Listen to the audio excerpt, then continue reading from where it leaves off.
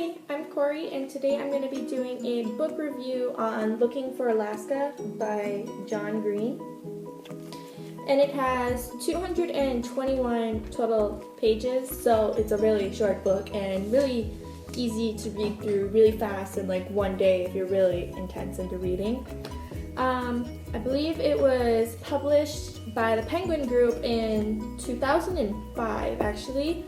And I mainly picked this book when I was a freshman in high school. I actually found this book, one of my friends and I did, and she read it and said she really enjoyed it, that it was relatable, and it helped her grow as a person too, just by learning from some of their mistakes. And so I decided I was going to read it because she had good feedback from it. So I read it, and I really enjoyed it as well. Overall, I will read the back for you. So before Miles Pudge Halter is done with his safe life at home, his whole existence has been one big non-event, and his obsession with famous last words has only made him crave the great perhaps even more. He heads off to the sometimes crazy, possible unstable, and anything but boring world of Culver Creek boarding school, and his life becomes the opposite of safe. Because down the hall is Alaska Young, the gorgeous, clever, funny, sexy, self-destructive, screwed up, and utterly fascinating Alaska Young, who is an event unto herself. She pulls Pudge into her world, launches him into the great perhaps, and steals his heart after nothing is ever the same. So, as you can tell, it doesn't give you much, like any book never gives you much just by the back.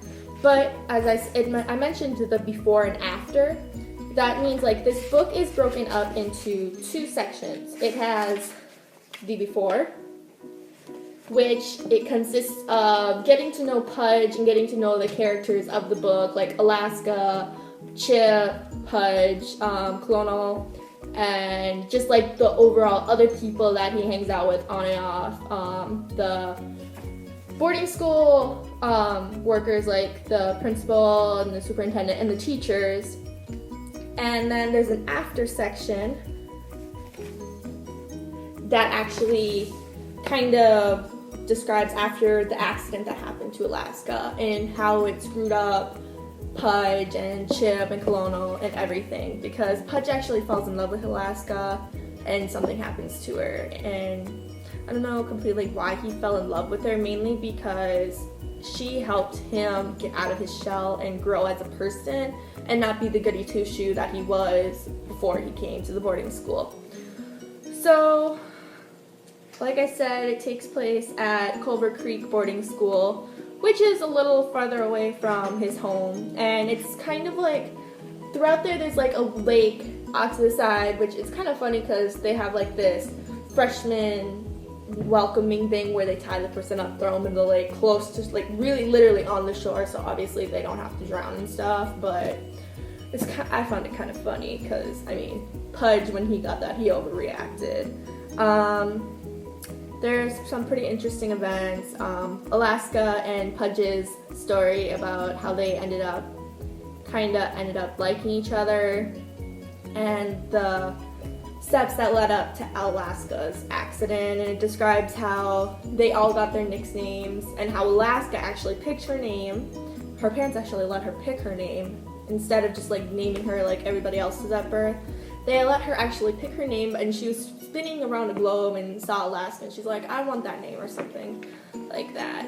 So, I really enjoyed it. I would suggest it to almost young adults, not young kids, like not in high school, maybe like a freshman in high school and above, because there is a lot of like smoking in the smoke pit that they go to smoke. There's drinking, there's mischief that they cause, and rebellious little things that they do at school since they have no parents, and there's some sexual content. It doesn't go far at all. It's pretty not descriptive, not really into it. It's just mainly like a few kissings and a little bit of messing around, but it's not descriptive, and it's very like kind of like maturely written about in this book to make sure that it's mature for like such a young adult audience. So the book was really easy to follow. It was a good reading, no hard words at all that I had to use a dictionary for. I mean, it was really simple to read, flowed through really easily. John Green, I mean, he has really good experience with writing a lot of books, and I can say that this is actually one of his best books. I could also relate to it through like me being a freshman when I first started reading this book, having such a sheltered life and not going out much with like going out to do like parties like they did. It's a very good coming to age book for young adults and stuff. So I would recommend it to a lot of young adults who are coming to age and starting to experiment on things, because it shows like a lot of the effects of the experimenting on like cigarettes and alcohol and just overall through what Alaska went through. She's kind of a sad story and stuff, so I'm not going to tell you yet. But overall, it was a very, very, very good book. And I mean, you can find it if you want to read this. I mean, you can buy it easily, $7.99. It sells into the US. Sorry, that's my dog. You can buy it for $7.99 in the US, or you can just go like on Amazon or go to the library. I'm sure they have it in the library. So, I mean, overall, it's a very good book. I really, really enjoyed it. Once again, it's Looking for Alaska by John Green. If you have any questions, you can just comment below and I will make sure to get back to you. Thanks!